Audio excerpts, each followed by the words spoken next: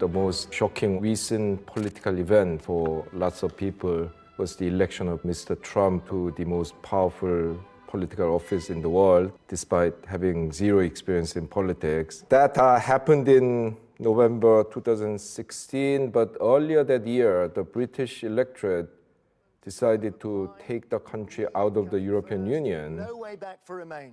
In a number of countries in the rich world, very kind of anti-foreign right-wing parties have come to prominence. The Netherlands, in Finland, in Denmark, in Sweden, in Austria, countries which have been traditionally associated with center-left sort of liberal values.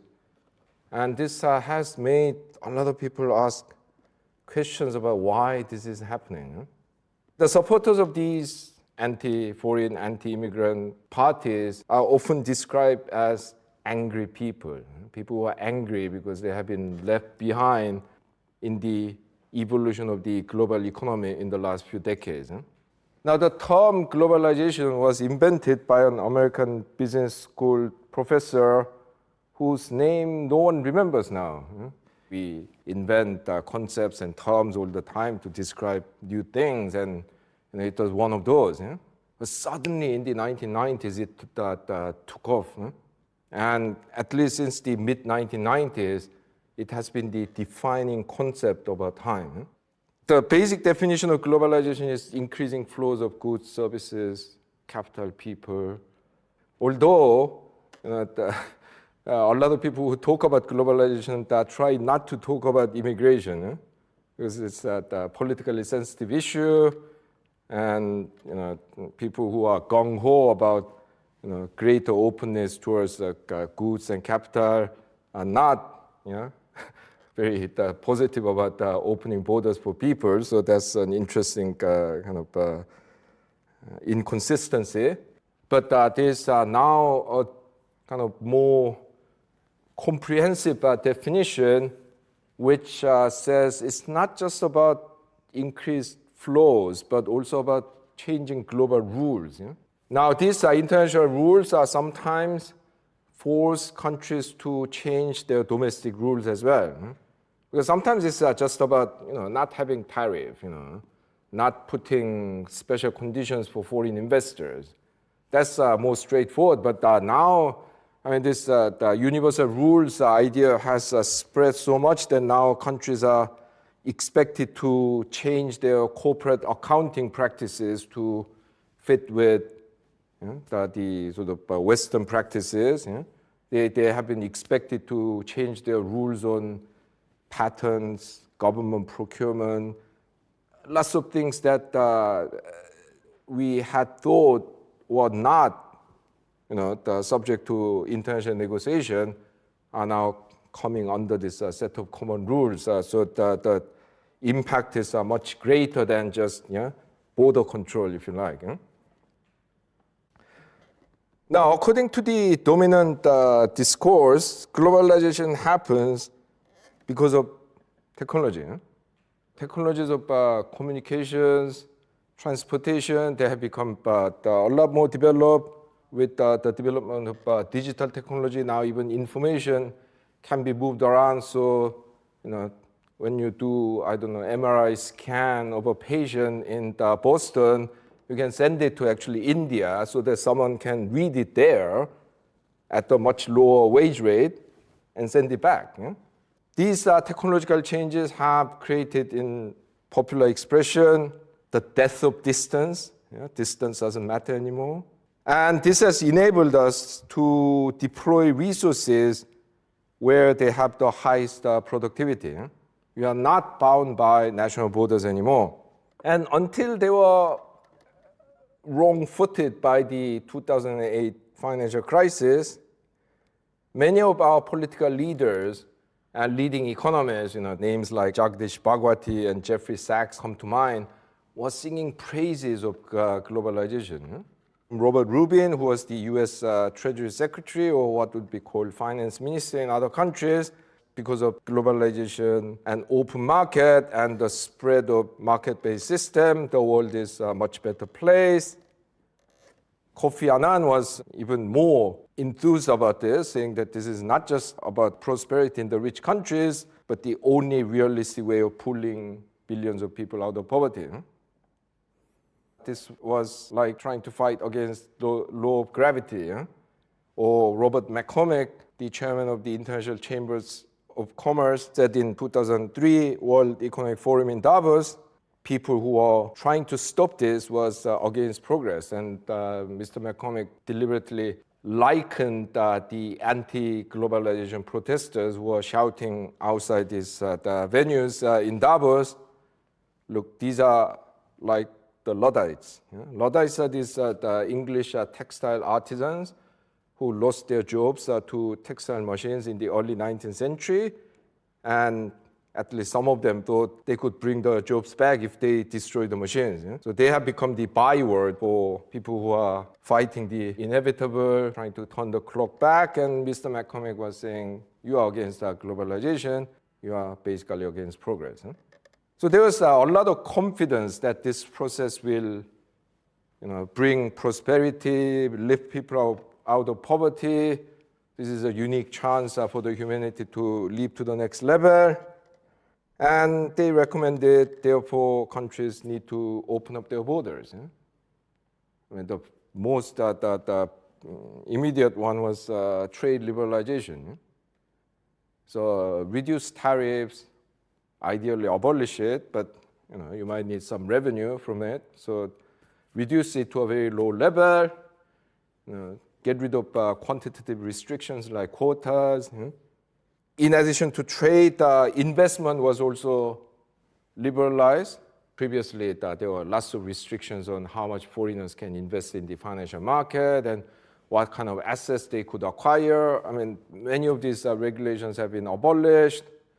So now, there were huge financial flows coming into the so-called emerging markets, basically middle-income countries, which used to have rather severe restrictions on financial flows.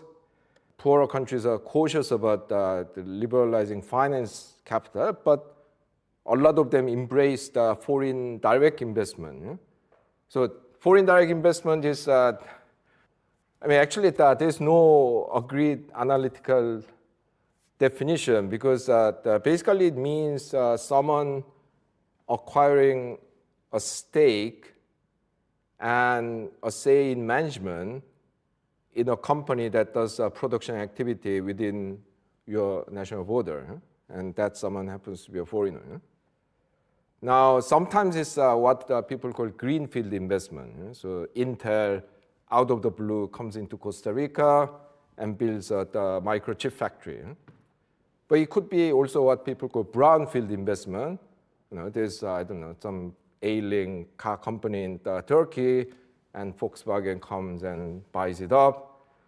Now, this kind of investment has been particularly praised for its stability and also its ability to provide technology as well as finance capital. Until the 80s, 90s, a lot of countries had restrictions on what foreign investors could do. So there will be rules on which sectors they can invest. There will be sectors that are completely closed off to foreigners. There might be requirement that the majority owner should be local.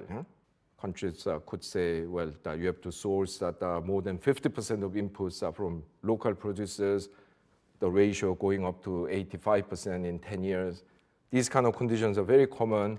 But now a lot of countries have abolished this in an attempt to attract foreign capital, especially in the form of the foreign direct investment. And many of them have also changed their domestic policy to create what is euphemistically called business-friendly environment. So cut the corporate tax rate, reduce the workers' rights so that foreign companies can exploit them more readily, deregulate business, and this has changed policy regimes in many countries. Having made these recommendations, the proponents of this path admitted that yes, in the short run, there might be some losers from the process. Yeah? So, I don't know, the US opens up its, say, automobile market or signs a free trade agreement with Mexico. This might make some local auto workers to lose jobs because there'll be more imports from, say, Korea. You know? And some of the American companies might relocate some of their factories to Mexico. You know? These things have happened. Huh? But the argument was that, yes, in the short run this will happen, but in the long run, these people will be actually better off because in the long run, they'll be doing much better paying jobs. Yeah? Because with this liberalization and free trade agreement, the US will be exporting more, say, investment banking services or software to countries like Korea and Mexico. And therefore, these people will eventually get jobs that are better and better paying than the ones they used to have. Well, that is the theory. In reality, how many former auto workers in the United States who have turned themselves into IT engineers, not to speak of investment bankers? Huh? I mean, one very striking evidence is that in the United States, the median, not the average, median wage has been basically stagnant since the mid-1970s, despite the fact that the country's real per capita income, that is inflation-adjusted per capita income, has more than doubled during that period. Now, why do people get left behind in this process? Well, the short answer is because it's costly to get retrained. Yeah, in theory, you could become an investment banker, but that might mean going back to the college, doing the master's degree, and kind of doing lots of jobs before you can get hired by an investment banking company. I mean, very few people have the resources and time and perseverance to do that. So as a result, only a small number of people who got unemployed through these changes have been employed in jobs that are better paying than what they were doing before.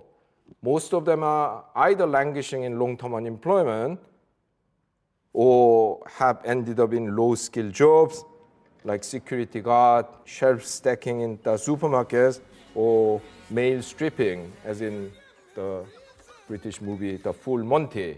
This is a movie about 6 unemployed Sheffield steel workers, or rather ex-steel workers. So in technical terms, in the standard model of international trade known as Heckscher-Ohlin-Samuelson model, named after 2 Swedish economists of the early 20th century, and later Paul Samuelson, the economist who sold the largest number of textbooks in history of economics between the 1950s and 80s. Samuelson formalized what Heckscher and Ohlin theorized in the early 20th century. And this is the standard theory that is used to defend free trade. Like all theories, it makes lots of assumptions. And one of the critical assumption there is full factor mobility. This means that capital or labor can be easily transferred to other sectors if the demand for their original sectors fall. So if demand for auto workers fall and people will move into investment banking, if American steel industry goes down, somehow you can remold the steel mill into a factory that produces the microchips. Put in this way, it sounds ridiculous, but that is the theoretical assumption behind this model. And basically, when that assumption doesn't hold, you have this phenomenon of people being left behind. Defenders of globalization have argued that essentially there is acceleration of growth from this process, which will create more wealth, which will then trickle down to the bottom eventually. So it's a matter of the adjustment. It will happen in the end. Now, despite the bad press that it often gets, trickle-down is not necessarily a stupid theory. What it is saying is that you have to look at the second or even third round effects of something. So the simple fact that I don't know, trade liberalization has made some American workers that lose their jobs, doesn't necessarily mean that they are going to be worse off in the end, because that process could have, I'm not saying that it necessarily has, but could have created more wealth, which will then create more demand for other things, which will then create more jobs and more income and so on. Now, of course, in reality, that trickle down has not happened. Many governments do lots of things to basically, A, reduce the number of the losers from the process of globalization, and B, compensate the losers through public means. The one thing that has been permanently going on is protection of agriculture in some of the rich countries. In countries like Japan, Norway, Switzerland, they have this agricultural sector which is, by international standard, very unproductive. But they deliberately keep these people in the agricultural sector, partly to maintain their tradition, partly to prevent the depopulation of the rural areas, but also in recognition of the fact that if exposed to the market forces, these people will just disappear and they won't be able to convert themselves into investment banking or IT engineering. The US has provided huge amount of protection and subsidies to the steel industry while pretending that it practices free trade, because the steel industry is too large and politically too important just to be left to go bankrupt. Of course, all these measures are costly. In the end, a lot of things are wound down.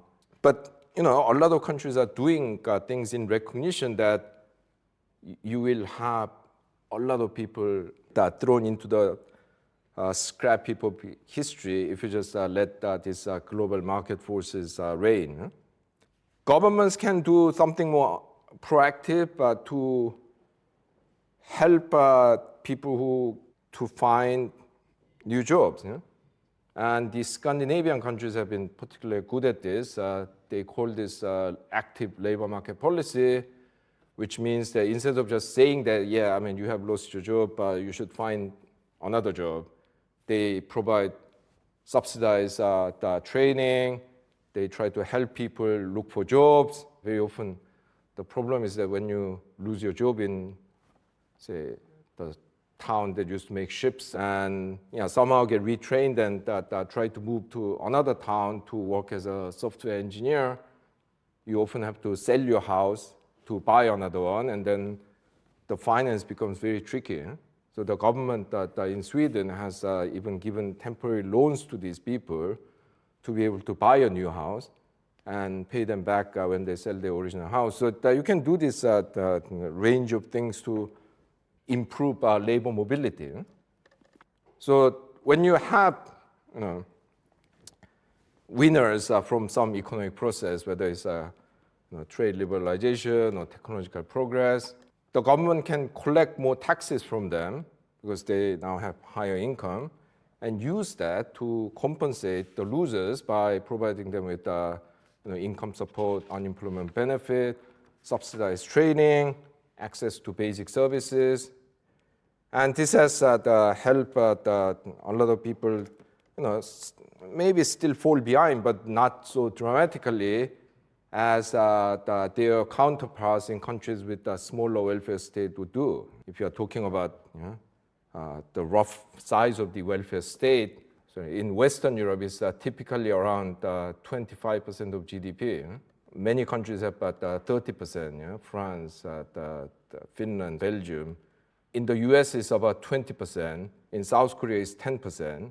In countries like Korea and the US, income support, unemployment benefit, these are minuscule. A lot of people have a very tough life once they lose their jobs. Because the factor mobility, especially labor mobility, is rather low, the market mechanism cannot fully compensate the losers, and therefore the governments have had to intervene a lot through various means, welfare state, labor market, trade protection, in order to minimize the negative consequences from this. given this the problem of insufficient compensation, you would ask whether, as a neoclassical economist who believe in Pareto criterion, you should endorse all this process. A lot of neoclassical economists have advocated globalization, fully knowing that it will create a lot of losers, on the ground that the aggregate gains of the winners is going to be bigger than the aggregate losses of the losers. Therefore, in theory, you can compensate all the losers, and the winners will still have left something behind. This is known as the compensation principle in the neoclassical welfare economics. But if you believed in that, you have to make sure that this compensation is made. Yeah? If it is not made, the neoclassical economists are doing the same thing as the people they used to condemn, like the utilitarian philosophers or the Marxist economists who demanded sacrifice of a minority for the greater good. Because what they are saying is liberalized trade, some people get left behind, it's still okay because the aggregate wealth is greater. That's not Pareto. That's completely against the Pareto principle. I mean, what's the difference between that and the Stalin, who said, well, we can kill a few million people in order to make the great nation better off. So there's a serious philosophical and ethical question here.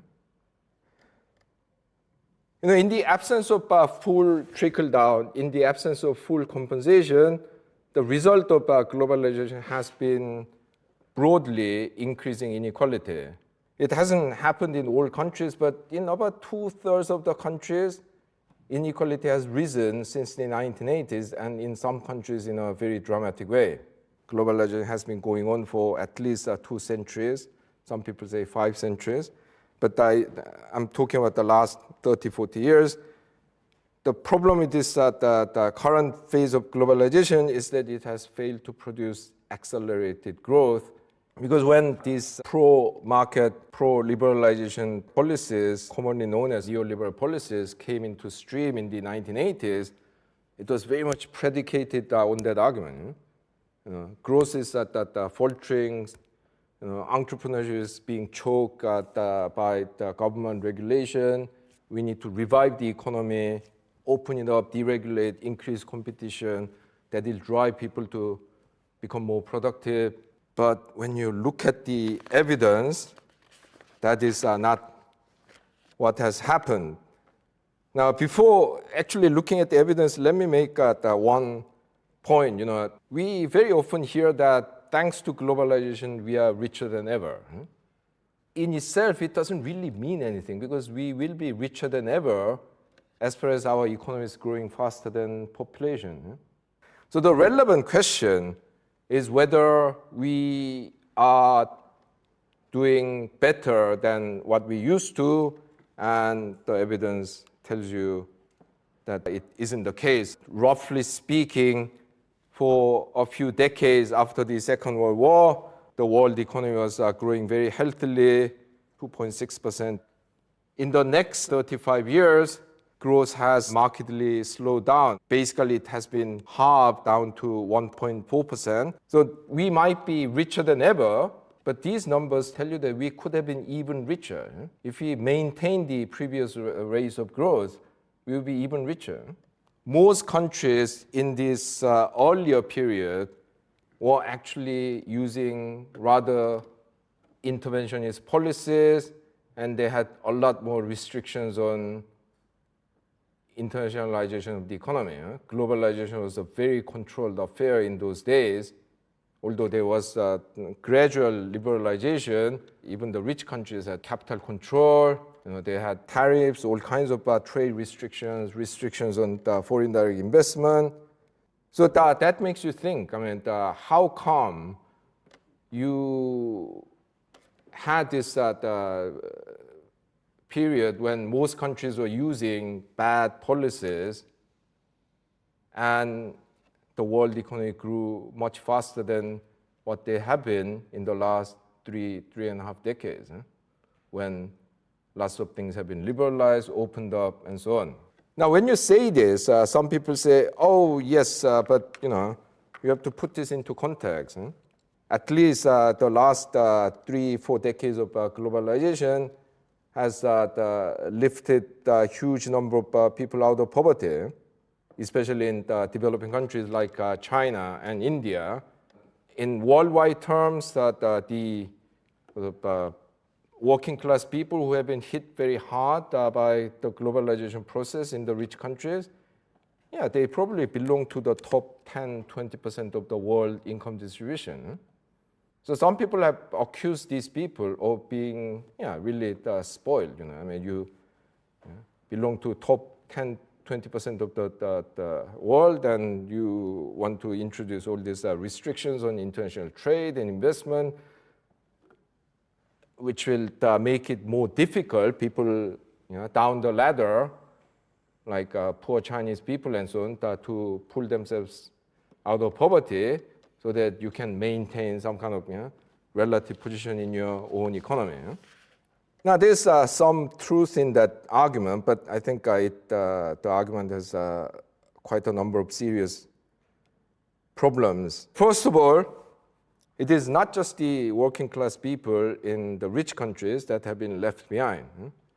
A lot of people in developing countries have also been left behind. So if you look at especially regions like Latin America and Sub-Saharan Africa, which have most diligently implemented the neoliberal policies under pressure from the International Monetary Fund and the World Bank, which basically put a lot of conditions on their loans, their growth in the brave new world has collapsed.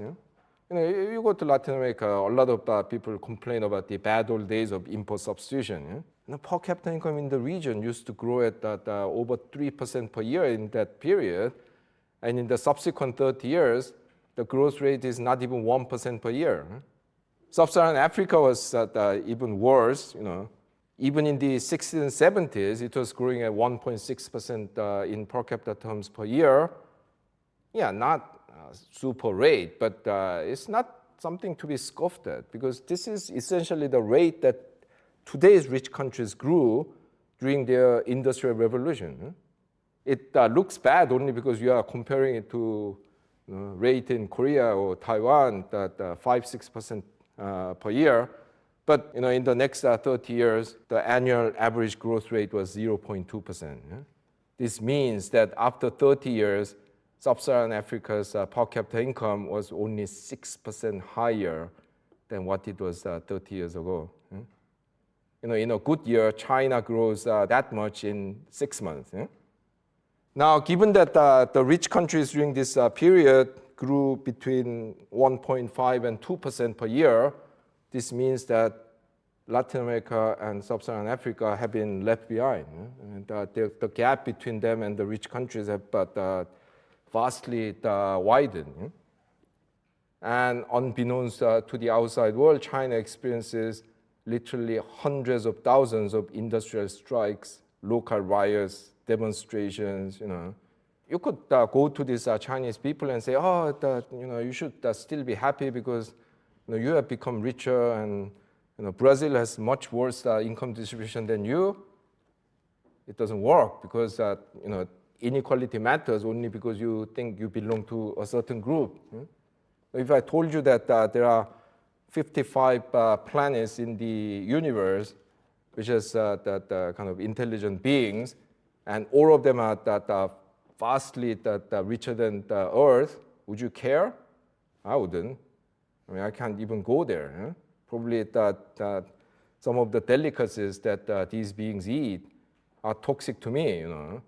No, this is not to devalue the kind of material progress that China has achieved in the last few decades.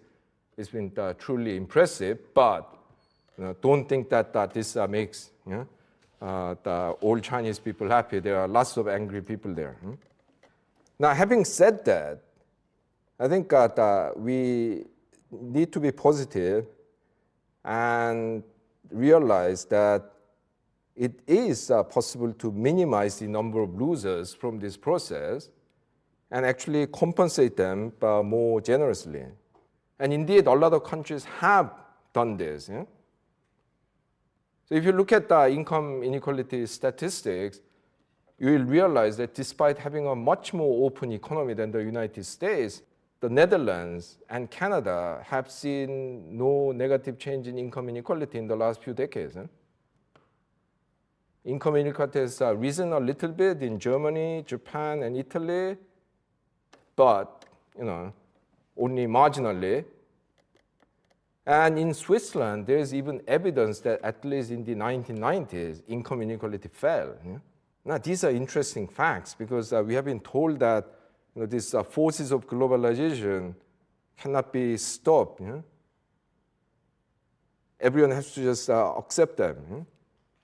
We have been told that these forces shouldn't be stopped because it's driven by technological progress, and therefore trying to meddle with them, but is trying to turn the clock back. No, that's not true. A lot of countries have done things to contain the effects, and despite having one of the least open economies in the rich world, the US has experienced huge increase in inequality from what already was one of the highest levels among the rich world, exactly because it used different policies. There's a smaller welfare state. It's the corporate governance system is much more pro-corporate. I mean, labor law is much more anti-labor. So the typical reaction from the angry people in the U.S. is all because of the Chinese. It's all because of factories moving to Mexico. But the real reason for increased inequality and the mass production of angry people in the US lie actually elsewhere. Because other countries have shown that despite being far more open to international economic forces, they could contain inequality. Now, there's another interesting historical fact that corroborates this point. In the late 19th century and early 20th century, roughly between 1870 and 1914, there was another high point of globalization. Roughly speaking, during this period, the world economy was basically as globalized as it is today. In some ways, it was more globalized, in some ways less. What were the technologies that they used to achieve that degree of globalization? Basically, steamships and wired, not even wireless, telegraph. In contrast, in the 1950s, 60s, and 70s, we had basically all the technologies of communication and transportation that we have today, except for the internet. In those days, there were already airplanes, there were fax machines. Despite that, that period was much less globalized than the earlier period in the late 19th, early 20th century, basically showing that technology is not a defining factor. The world economy was much less globalized in the early post-Second World War period compared to the late 19th, early 20th century, exactly because countries deliberately controlled the degree of globalization, partly through national policies, partly through international agreements. So even today, we shouldn't accept the outcomes of this globalization as a force of nature that we can avoid. A lot of countries have done lots of things to change the outcome. Once you begin to think that this is some irresistible force of nature, then you basically lose control of your destiny.